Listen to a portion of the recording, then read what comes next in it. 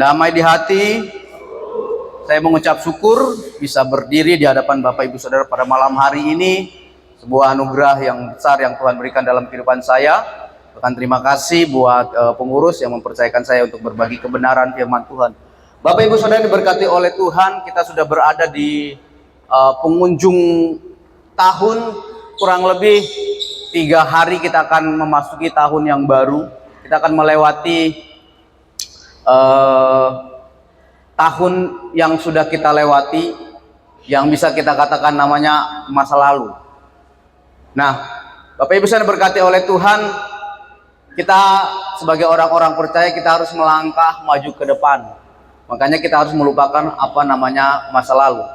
Nah, sebagai orang-orang percaya kita harus bisa namanya move on. Coba katakan sama-sama, move on. Move on. Kita harus bisa move on. Mari kita buka Alkitab kita, Filipi pasal ketiga ayat 13 sampai dengan 14. Filipi pasal 3 ayat 13 sampai dengan 14. Bapak Ibu Saudara bisa perhatikan, saya akan bacakan kebenaran firman Tuhan. Demikian firman Tuhan. Saudara-saudara, aku sendiri tidak menganggap bahwa aku telah menangkapnya, tetapi inilah yang kulakukan.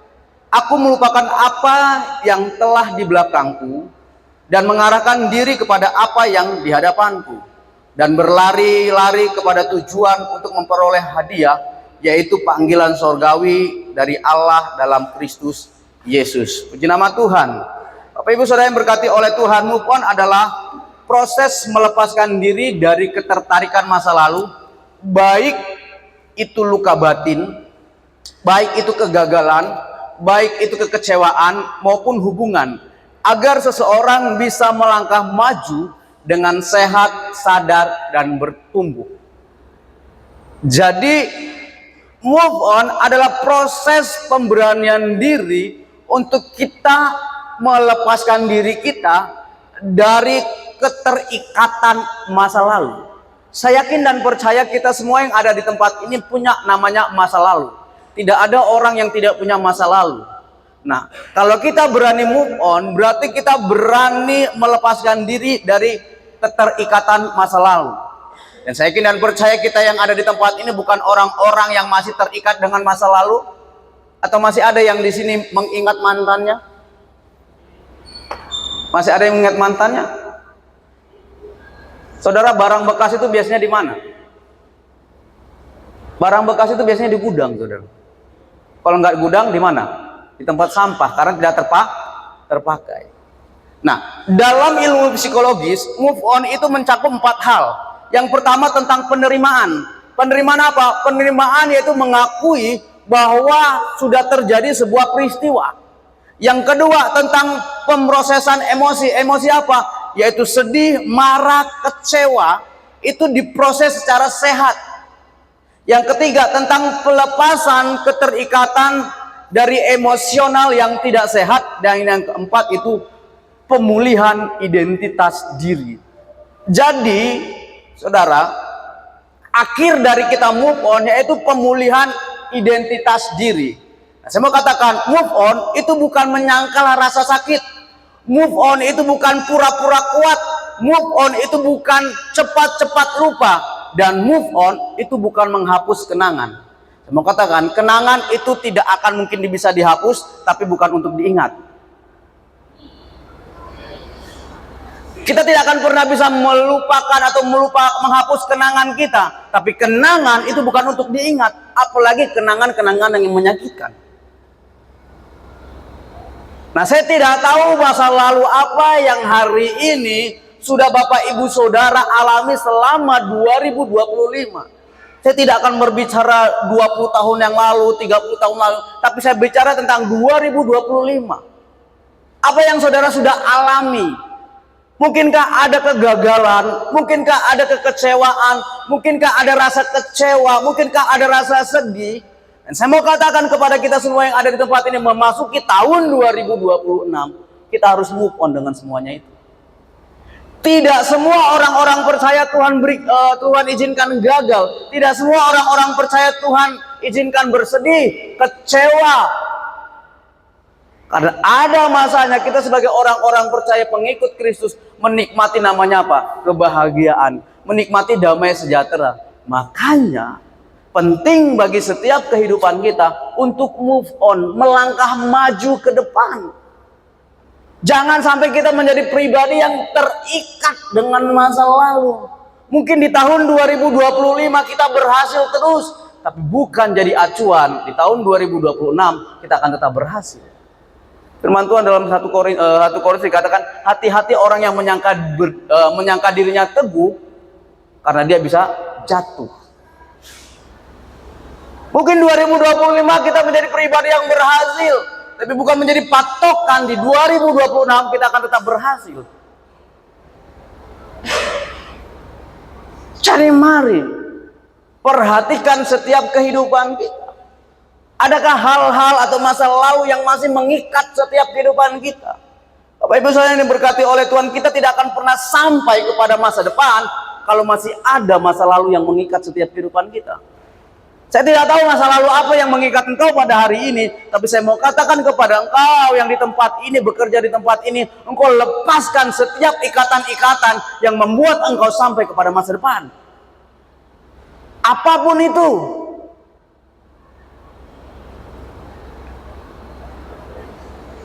Nah, kita kan belajar bagaimana kita bisa move on dari apa? Dari masa lalu kita. Ada 3 hal yang akan saya bagikan.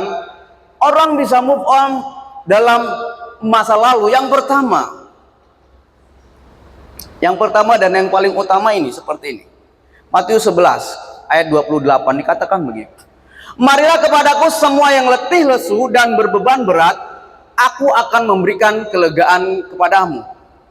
Yang pertama yang harus kita kerjakan untuk kita bisa move on dari segala masa lalu kita, baik itu mungkin keberhasilan, kegagalan, kesedihan, kekecewaan, kesuksesan. Hal yang pertama yang harus kita lakukan untuk kita bisa move on, maju, yaitu kita datang kepada Tuhan dengan membawa seluruh kehidupan kita, dengan membawa seluruh beban kita, dengan membawa seluruh masalah kita, dengan membawa seluruh kesuksesan kita, keberhasilan kita, kesedihan kita, kekecewaan kita kepada Tuhan. Karena di tahun 2026 kita tidak tahu apa yang akan terjadi. Tapi kalau kita masih bawa ikatan-ikatan di masa lalu, kita tidak akan bisa melangkah maju. Apalagi berlari-lari. Jadi mari datang kepada Tuhan. Minta Tuhan tuntun setiap kehidupan kita. Saudara, sadarilah kita adalah pribadi yang lemah. Sadarilah kita adalah pribadi yang terbatas. Ada masanya kita jatuh, lemah, tidak berdaya. Tapi puji Tuhannya, ada undangan, ada ajakan untuk kita datang kepada Tuhan. Supaya apa? Supaya kita diberikan kelegaan kembali. Untuk kita bisa melangkah maju terus. Melewati hari-hari yang Tuhan berikan dalam kehidupan kita. Kita tidak akan pernah tahu apa yang akan terjadi dalam kehidupan kita di tahun 2026. Saya sebagai hamba Tuhan pun tidak akan pernah tahu apa yang akan terjadi. Karena Tuhan punya rencana bagi setiap kehidupan kita. Dan saya mau katakan kepada kita semua yang ada di tempat ini, apa yang Tuhan buat dalam kehidupan kita, itu rancangan terbaik buat kehidupan kita. Buat saya, di tahun 2025, itu hal yang terberat bagi setiap kehidupan saya. Karena Tuhan izinkan saya, itu kehilangan seorang ayah. Berat buat saya, saudara. Tapi saya belajar mau meyakini apa yang Tuhan perbuat itu adalah baik buat kehidupan saya. Karena buat kami seorang papa adalah seorang teladan, seorang panutan, seorang yang bisa diandalkan. Dan memang ketika kami kehilangan seorang papa, rasa-rasa gelap dunia ini, saudara. Dan kami menyadari kami tidak mampu untuk melangkah. Bisa belajar bahwasanya saya harus move on. Saya tidak mau saya terikat kembali dengan saya harus mengandalkan papa saya. Tapi saya mau kembali apa? Melepaskan ikatan-ikatan itu.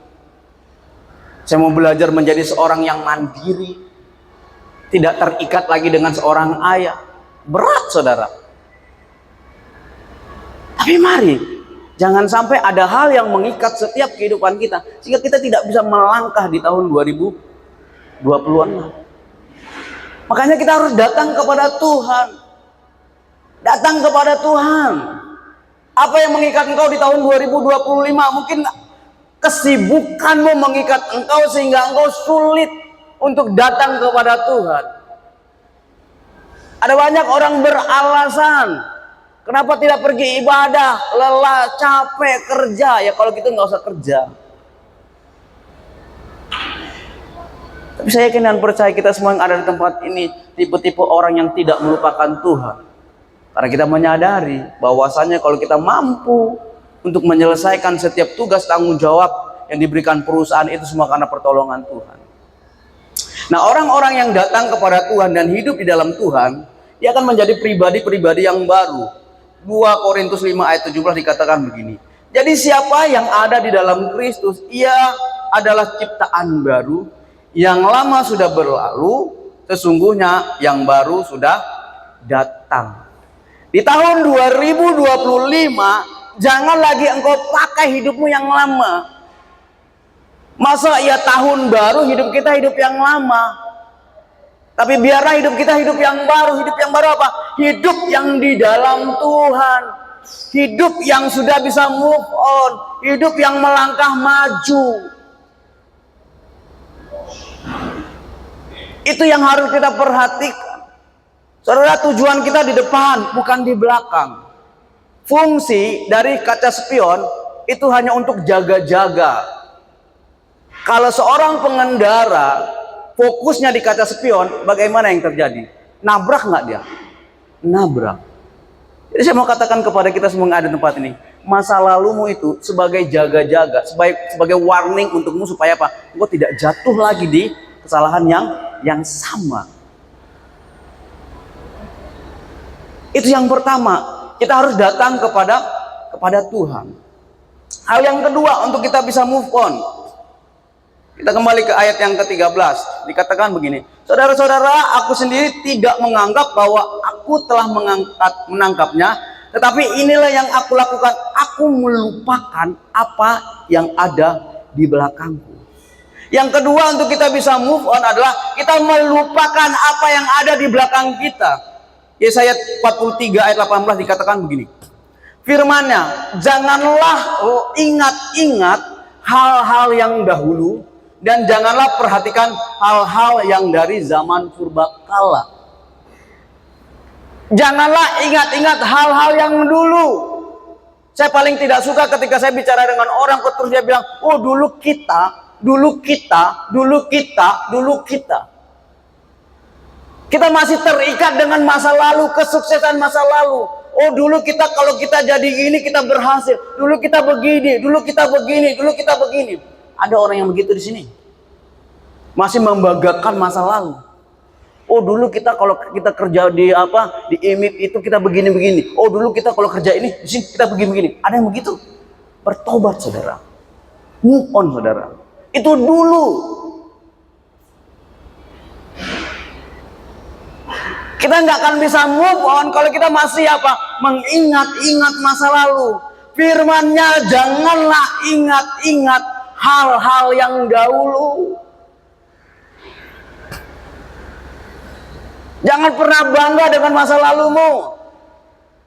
Rasul Paulus katakan apa? Masa lalunya dianggap sebagai apa? Sebagai sampah. Dalam bahasa Yunani, kata sampah itu, maaf ngomong, itu sebagai seperti apa? Seperti kain yang dulu dipakai untuk apa? Untuk ngelap haidnya wanita. Zaman dulu belum ada namanya softtek, saudara. Kata sampah itu digunakan artinya apa? Kain yang untuk apa? Ngelap haidnya wanita. Itu jijik sekali. Makanya Rasul Paulus katakan masa lalu dia itu dianggap sebagai apa? Sebagai hal yang menjijikan. Apa yang menjadi masa lalu Rasul Paulus? Yaitu tadi, menyombongkan diri, membunuh orang-orang yang percaya kepada Kristus. Itu dianggap sebagai sampah. Karena apa? Karena dia mengenal tentang Kristus. Saudara, jangan membanggakan diri kita dengan masa lalu kita. Jangan sampai kita terikat dengan hal itu sehingga apa? Sehingga kita menjadi orang-orang yang sombong. Akhirnya apa? Ketika dipercayakan sesuatu tidak jadi karena apa? Karena dia masih apa? Masih mengingat-ingat masa lalu. Karena apa? Beda manusia, beda zaman. Sekarang saya tanya kepada saudara, apakah saudara masih pakai cara orang tua saudara mendidik saudara dengan saudara mendidik anak saudara? Kan enggak. Saya tidak akan pernah pakai cara orang tua saya mendidik saya kepada anak saya. Enggak, saudara. Saya tidak akan pernah pakai. Kenapa? Beda zaman. Beda zaman, saudara. Anak sekarang kalau kita larang, dia malah bikin, saudara. Coba yang sudah punya anak remaja, larang anak-anak saudara, dia malah bikin. Beda dengan kita. Dulu, saya masih sekolah, saya masih hormat kepada guru saya. Murid-murid saya, ketemu saya aja, nggak ada hormat-hormatnya. Beda, saudara. Apakah saya mau pukul semua sama mereka? Enggak, saudara. Beda zaman. Jadi jangan pernah kita terikat dengan masa lalu kita. Itu yang kedua. Kita harus melupakan masa lalu. Kata melupakan itu bukan berarti amnesia. Tetapi kata melupakan itu artinya apa? Tidak membiarkan masa lalu mengikat kita. Artinya apa? Kita terlepas dari ikatan-ikatan masa lalu. Kita tidak akan pernah sampai kepada masa depan jika kita masih terikat dengan masa lalu. Yang kedua, yang harus kita lakukan adalah kita memandang ke depan atau fokus ke masa depan. Ayat yang ke-14.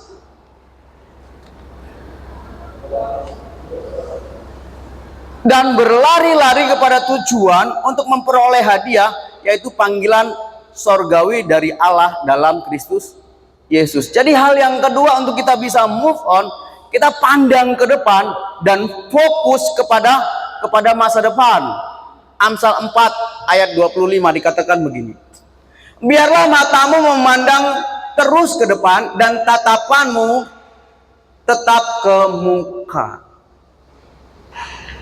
Saudara, destiny kita itu di depan. Tujuan kita itu di depan. Jadi pandanglah ke depan. Apa yang menjadi tujuan Tuhan itu di depan. Dan saya mau katakan, Tuhan itu tidak pernah bicara tentang masa lalu. Tuhan selalu bicara tentang masa depan. Karena apa? Karena pada dasarnya Tuhan mau kita maju, bukan mundur. Jadi fokus ke depan. Kalau engkau punya rencana, engkau fokuskan di depan. Imani rencanamu itu akan jadi. Kerjakan apa yang menjadi bagianmu. Saya akan percaya Tuhan akan mengerjakan apa yang menjadi bagian dia. Jadi hal yang ketiga untuk kita bisa move on adalah kita fokus ke depan. Kalau engkau mau dipromosikan, engkau fokus ke depan. Jangan fokus dengan temanmu. Ada banyak manusia sibuk dengan orang lain sampai dia tidak memperhatikan dirinya. Betul nggak? Banyak manusia sibuk dengan memperhatikan kesalahan orang lain, tapi dia lupa memperbaiki dirinya. Saya tidak mau itu terjadi dalam setiap kehidupan kita, orang-orang percaya yang bekerja di tempat ini. Kita sibuk dengan apa? Dengan kesalahan-kesalahan teman kita, sampai kita lupa memperbaiki diri kita. Sehingga apa? Ketika teman kita dipromosikan, kita sakit hati.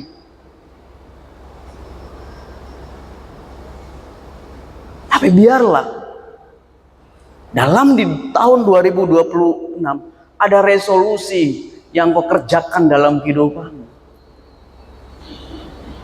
Kau punya resolusi, kau punya tujuan. Di tahun 2026 kau mau buat apa? Mau mengerjakan apa? Saya yakin dan percaya kalau kau fokus dengan itu dan menyertakan Tuhan, itu jadi, saudara. Jadi mari Tinggal 3 hari lagi kita akan meninggalkan tahun 2025. Jangan sampai kita masih terikat dengan apa? Dengan masa lalu kita. Amin. Jadi mari sebagai orang-orang percaya, siapapun diri kita yang ada di tempat ini, saya mau ingatkan kepada kita semua yang ada di tempat ini. Saudara, move on itu perlu bagi setiap kehidupan kita. Move on ini bukan berbicara tentang ketika kita sakit hati saja, ketika kita gagal saja, tapi tidak.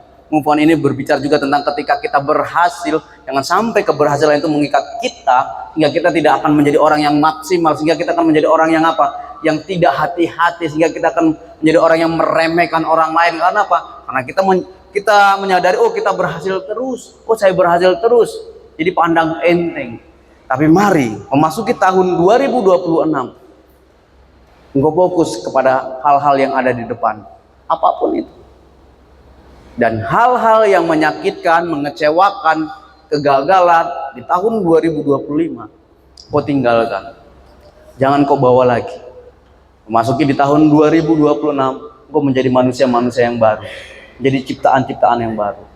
Keyakinan, percaya, mujizat Tuhan, pertolongan Tuhan, anugerah Tuhan, kebaikan Tuhan masih akan menjadi bagian kita di tahun 2026, asalkan kita mau meninggalkan masa lalu kita. Tundukkan kepalamu, amin, kebenaran firman Tuhan.